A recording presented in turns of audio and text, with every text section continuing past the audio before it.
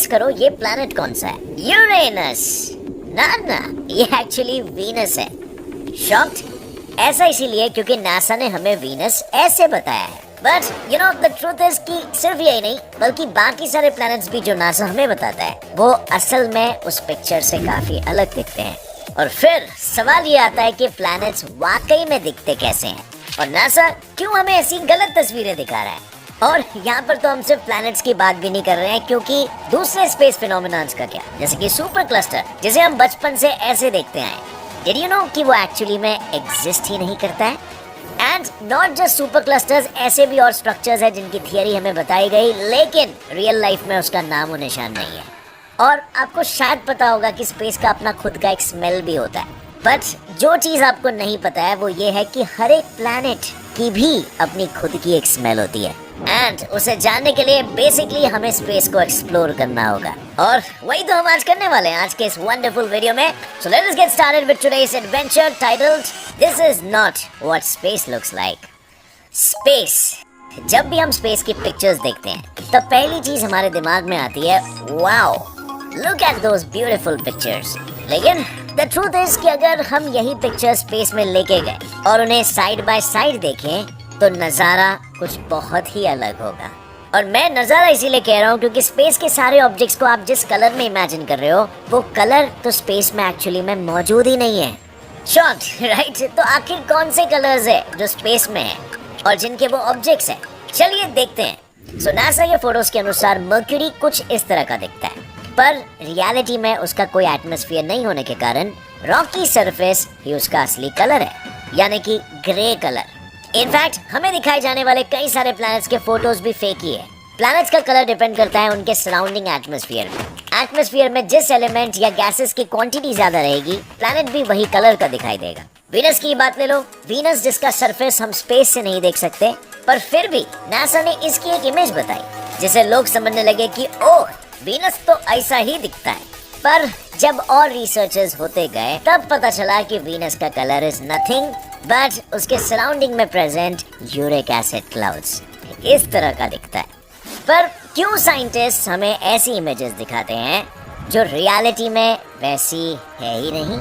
आखिर क्या है इसके पीछे का कारण? इसके पीछे साइंस है। आप सभी को इलेक्ट्रोमैग्नेटिक स्पेक्ट्रम के बारे में तो पता ही होगा। जिन लोगों को नहीं पता मैं बताता हूँ ना। इलेक्ट्रोमैग्नेटिक स्पेक्ट्रम यानी इलेक्ट्रोमैग्नेटिक रेडिएशंस का उनके वेवलेंथ और फ्रीक्वेंसी के अनुसार डिस्ट्रीब्यूशन।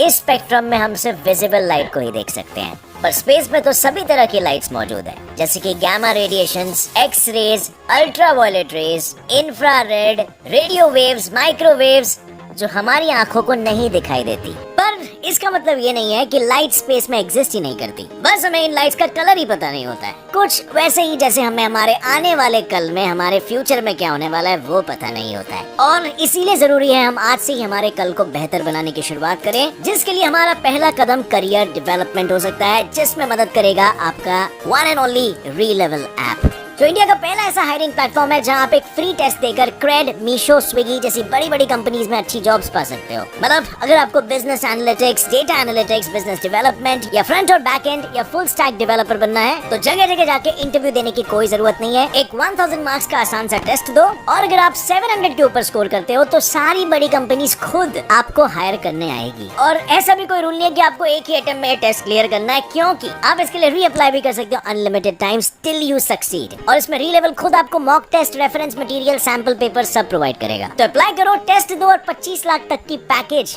हासिल करो। ऐसी अपॉर्चुनिटीज बहुत कम आती है तो don't wait, click on the link in the description और अपने करियर डेवलपमेंट में लग जाओ।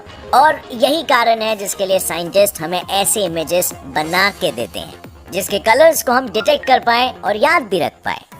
ये कलर्स आखिर बनते कैसे हैं?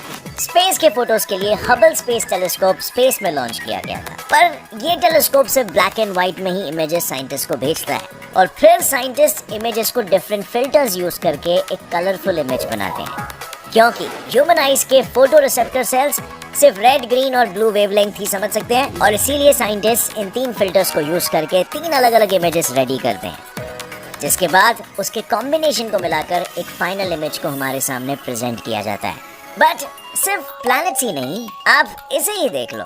ये है अपना मिल्की वे जो दिखने में इतना कलरफुल दिख रहा है, पर सुनकर दुख होगा, बट ये आपके साथ किया हुआ एक स्कैम है, क्योंकि मिल्की वे तो इतना कलरफुल है ही नहीं अगर आप उसे अपने आंखों से देख लो। यूनिवर्सिटी ऑफ पिट्सबर्ग के फिजिसिस्ट और एस्ट्रोनॉमर जेफरी न्यूमैन ने 100 से भी ज्यादा गैलेक्सीज के ऑब्जर्वेशन किए, जिसमें उन्हें पता चला कि मिल्की वे दिखने में स्नो की तरह दिखाई देता है, यानी मिल्की वे का एक्चुअल कलर प्योर व्हाइट है, और इसीलिए शायद इसका नाम भी पड़ा होगा मिल्की वे। इतना ही नहीं, बल्कि हम देखते आए हैं ब्राइट एंड कलरफुल नेब्यूले, जो डस्ट और गैसेस के बड़े बड़े क्लाउड्स होते हैं, वो भी एक्चुअल में इतने ब्राइट नहीं होते हैं। फोटोज में वो आपको एक रेनबो के कलर्स की तरह दिखाई देंगे, और बहुत से लोग जैसे कि मैं इनके वॉलपेपर्स भी रखते हैं, क्योंकि एक ड्रीमी सा लुक आता है। बट अगर आप उसे टेलीस्कोप से देखोगे ना, तब वो आपको चमकीले और अलग अलग कलर में दिखाई देंगे।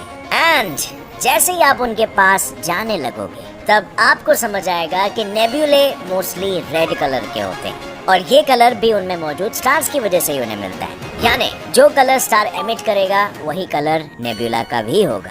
इसके अलावा वो जितने क्रीमी और कंडेंस्ड हमें दिखते हैं उतने होते नहीं हैं। सो चलो, ये तो हो गई ऐसे इमेजेस की बात जिसके एटलीस्ट कलर्स तो हमें दिखाई देते हैं, लेकिन साइंटिस्टों ने ऐसी कई चीजें बताई जिसकी थियरी तो हमें पता है, बट वो चीजें एग्जिस्ट करती है या नहीं इसकी कोई खबर नहीं है, जिसका बेस्ट एग्जांपल है white holes.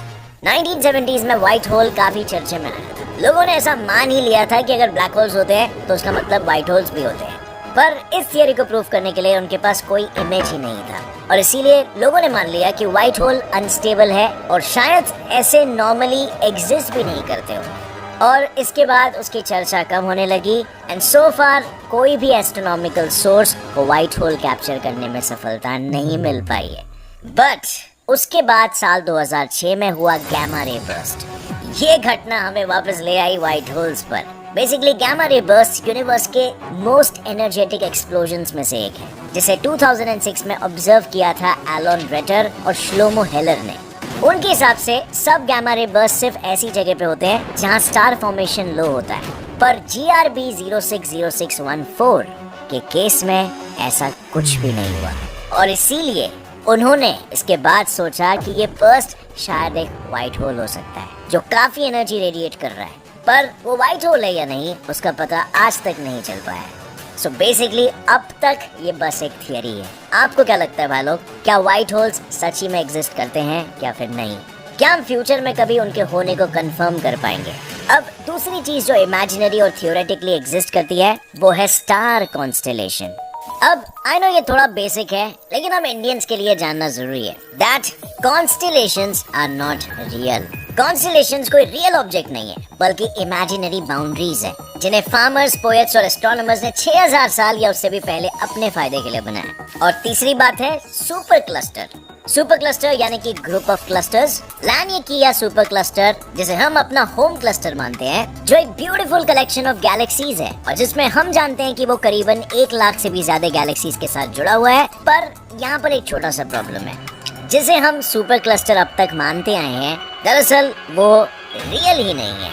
Yes, they are not real. According to astrophysicist Ethan Siegel, the term supercluster is meaningless.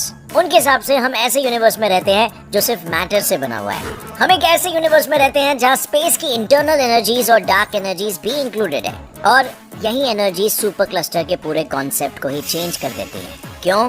क्योंकि जब यूनिवर्स फॉर्म हो रहा था तब स्ट्रक्चर्स धीरे धीरे ग्रो हो रहे थे, गैलेक्सीज मर्ज हो रहे थे और क्लस्टर एक दूसरे को अट्रैक्ट कर रहे थे। पर थोड़े टाइम बाद जब ये सारी चीजें एक्सेलरेट होना शुरू हो गई, तब इंस्टेड ऑफ एक्सपेंशन चीजें एक दूसरे से दूर जाने लग गई। सो इसका मतलब ये हुआ कि स्पेस में सिर्फ ऐसी ही चीजें एक्सपैंड होगी जिसमें ग्रेविटेशनल फोर्स है, और यही एक कारण है कि गैलेक्सीज और क्लस्टर्स तो दिखेंगे पर वो एक दूसरे से कनेक्टेड नहीं रहेंगे, यानी कि वो सुपर क्लस्टर नहीं बनेंगे।